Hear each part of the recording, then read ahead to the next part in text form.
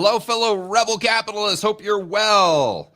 Wanted to go over some of the ideas around this power structure for the global elite. I know we use that term very broadly, and so many people that haven't really gone down this rabbit hole or looked into this, they kind of just dismiss that as though if you use that term, it's just so generic that you must be a tinfoil hatter. And but I've been really trying to connect the dots to distill and crystallize, or better understand my own thoughts, my own thinking, connect the dots so that I could communicate it in the future. I'm trying to set up my presentation for my good buddy Mark Moss's event this weekend, and I'll be speaking there. I don't know if it's Saturday or Sunday or something like that, but I needed to set up a presentation. So I wanted to do something original that I haven't done before. And I wanted to make it very relevant. And I know that my passion obviously is macroeconomics. And a lot of people say, oh, George, you got to stay in your lane with macro.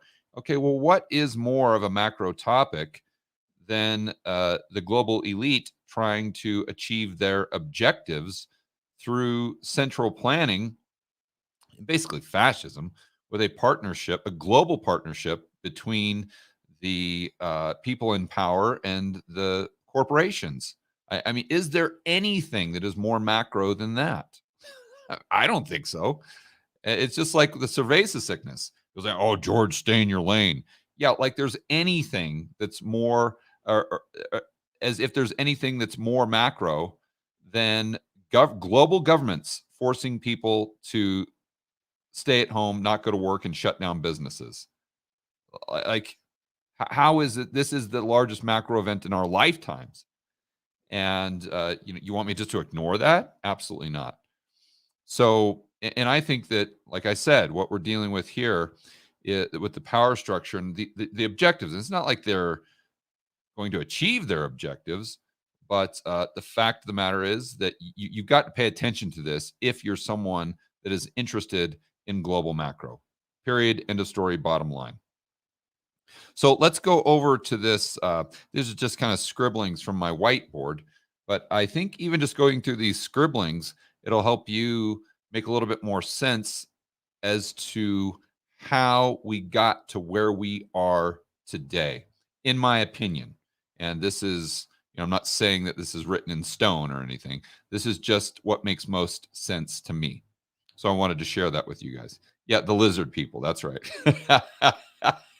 I love it when Tom Woods calls him that. It's just such an appropriate name. So I'll have to steal that from my good buddy Tom Woods, the lizard people. So let's shoot over to my email, and I've got just a quick picture I took with my cell phone, and hopefully you guys can see this. Let me actually try to blow it up even bigger. And I know it kind of blocks off most of it, but let's just start by going over this bit. This kind of some different, well, we'll see if we have time to go over this stuff. So right here on the far left is I've got this square. This is kind of where it starts. And then up here, I've got this timeline that you can't really see, but that's where the timeline starts right here. And I just, shorthand here, it just says MAC, M-A-C. I don't even know if I did K or H. I can't even read my own handwriting. But regardless, this is short for Machiavelli. So I think this is where it all starts. You got to understand the Machiavellian, if you will, approach.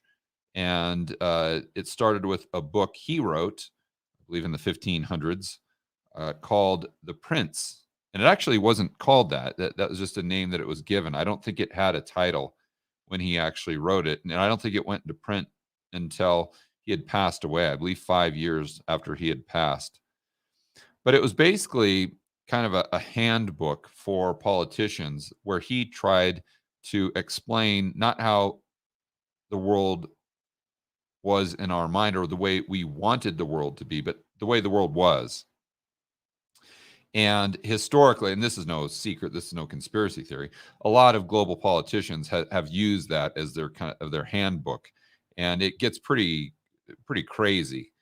Um, in fact, what we could do is go to a clip that. Well, let me go through and try to summarize quickly and see if I could do a good job of that. Basically, what it is, you've all heard the saying, "The end justifies the means." And this is pretty much the basis for the book. A lot of people credit Machiavelli with that quote. I don't know that he said that exactly, but that kind of sums up his idea in that you've got to be ruthless. If you want to achieve your objectives, you have to be ruthless, and you have to be willing to lie, cheat, steal, kill. You have to be willing to go back on your word. You have to be willing to do any of these things to serve a higher purpose, if you will. And it gets very dark. I mean, some of the quotes that I've read and some of the stuff, I watched a BBC documentary on it, which was good, very good. And it gets, it's some dark stuff, that's for sure. But a lot of these politicians, and I also heard a lot of the mafia back in the day in the 20s and the 30s, they were famous for kind of using his book, The Prince, as their Bible. And once you gain power, how do you keep that power? And pretty much everything you see today with these crooked politicians, it's all Machiavelli. It goes straight back to the Prince, really.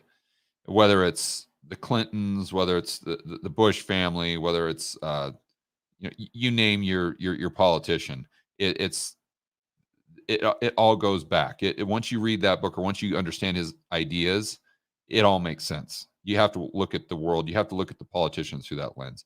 And I believe you've got to look at Klaus through that lens. And here's why.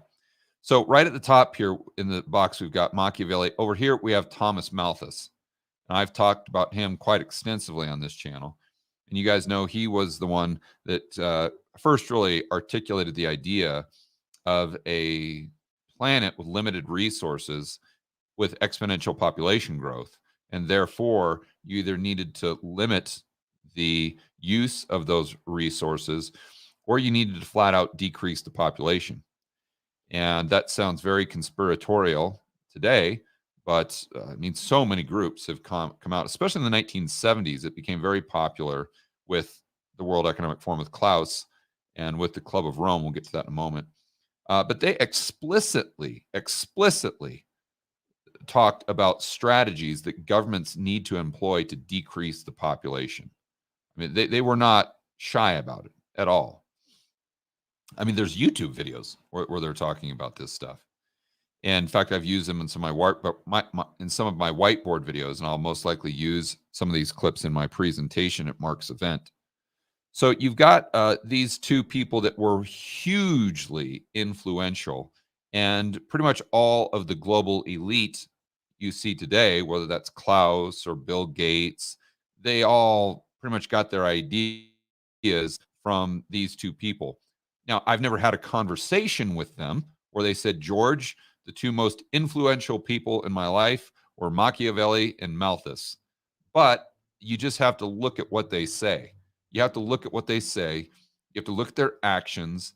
As an example, I used a clip from Bill Gates' own YouTube video and I didn't edit out the parts to make it seem like he was saying something nefarious, where he was talking about the problem of exponential population growth.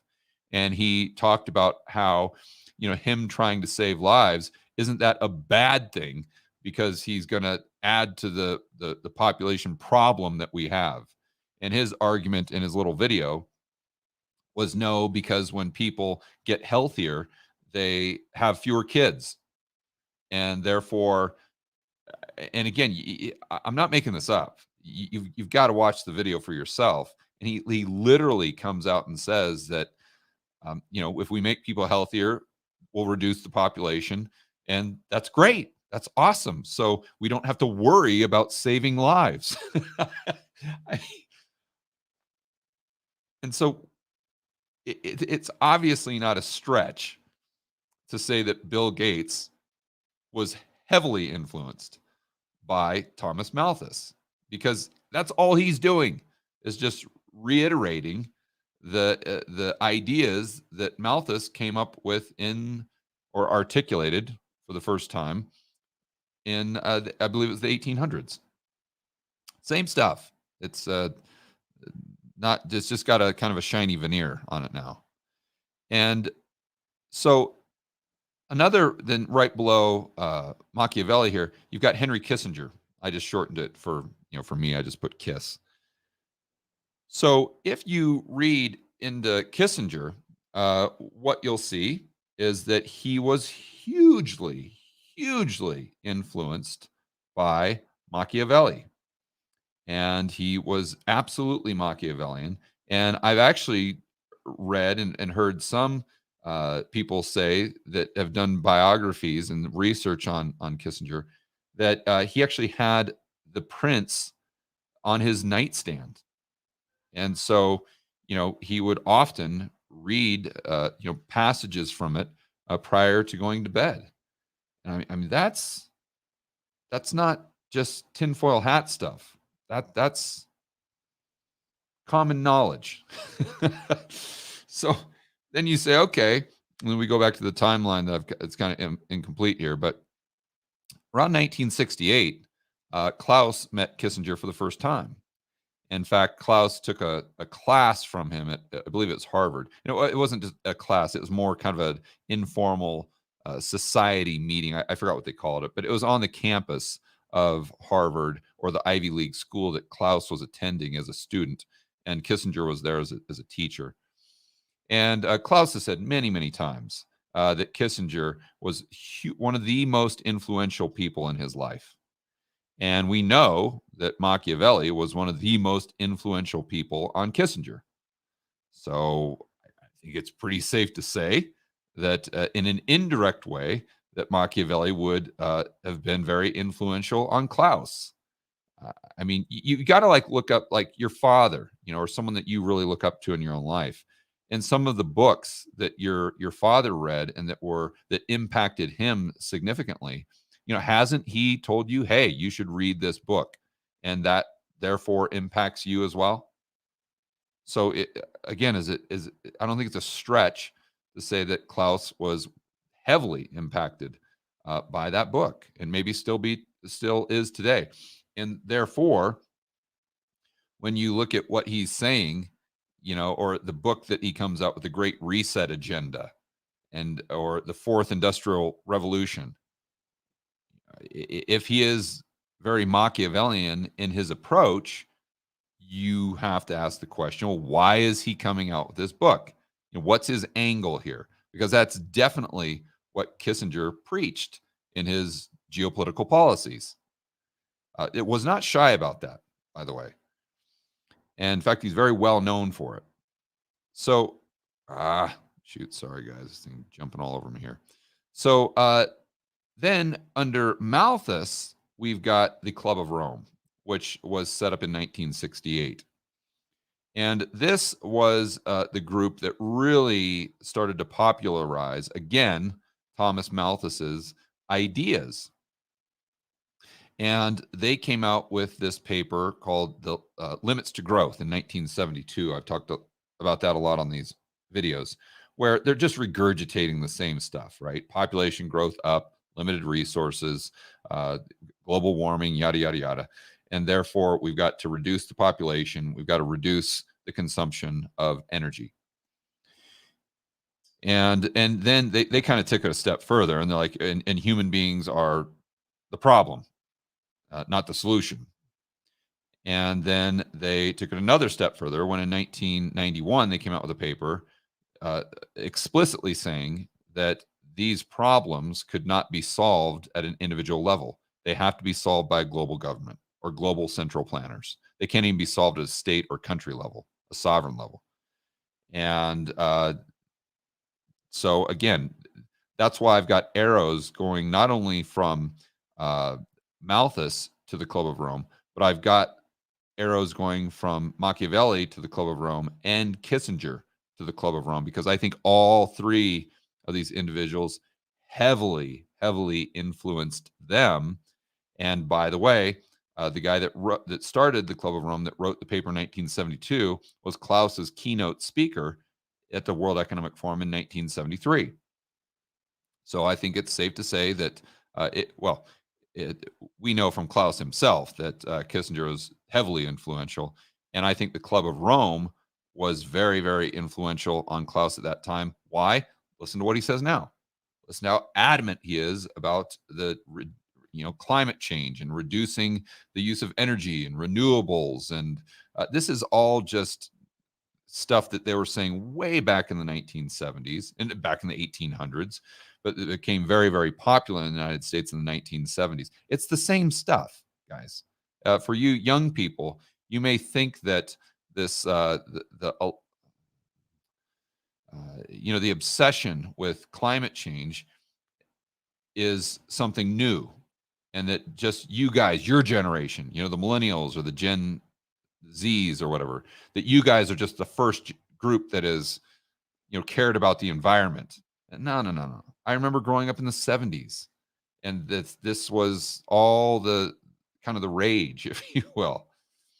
And I'm not saying that climate change isn't real, but I'm saying the same doomsday predictions that they're making today, like AOC saying the world is going to end in 12 years or whatever, they were saying the exact same stuff in 1972. And if you don't believe me, just go to the YouTube channel, just type in Club of Rome 1972 or Limits to Growth, and look, just read what they're saying back then. It's like verbatim what the Greenies say today. So going back to Klaus, definitely impacted by Kissinger, Club of Rome, and therefore indirectly by Machiavelli and Malthus. And especially when you read what he says, the Great Reset, all these things, and the way he says them, that he's talked about getting people into politics that are favorable to his views and the views of the World Economic Forum, the UN, and the IMF.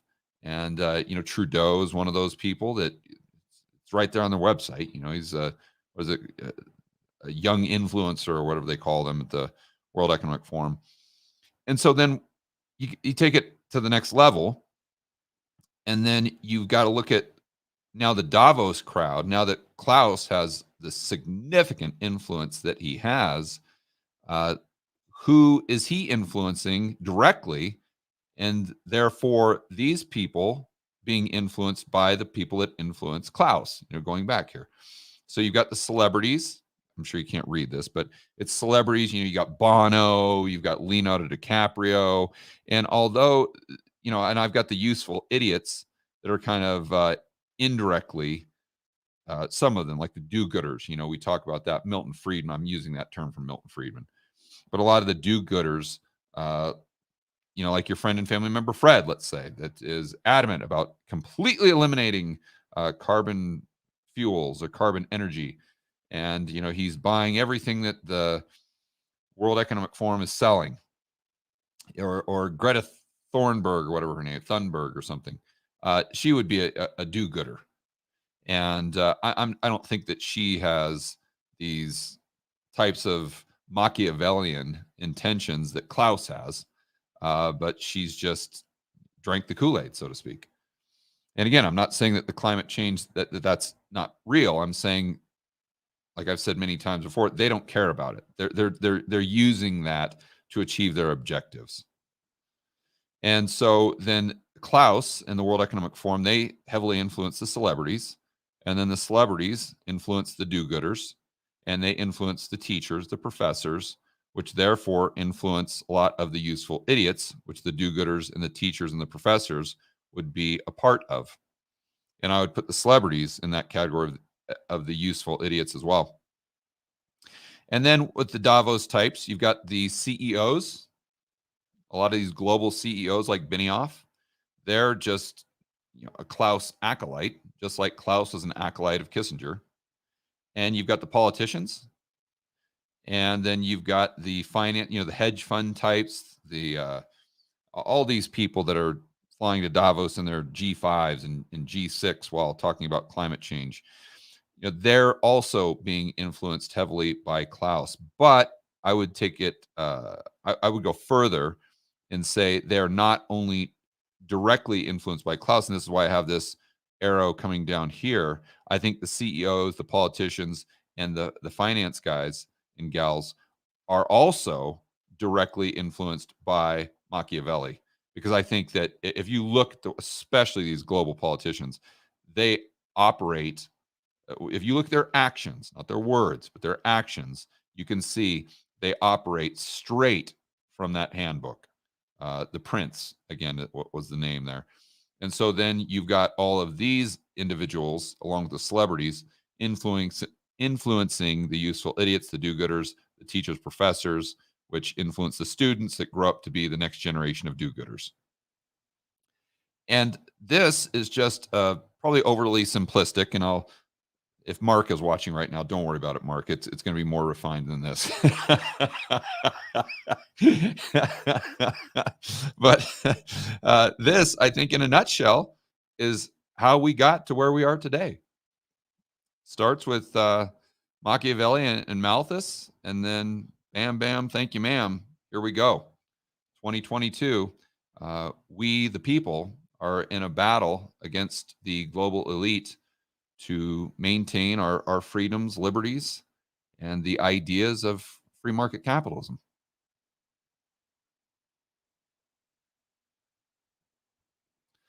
All right, guys, enjoy the rest of your afternoon. As always, make sure that you're standing up for freedom, liberty, free market capitalism.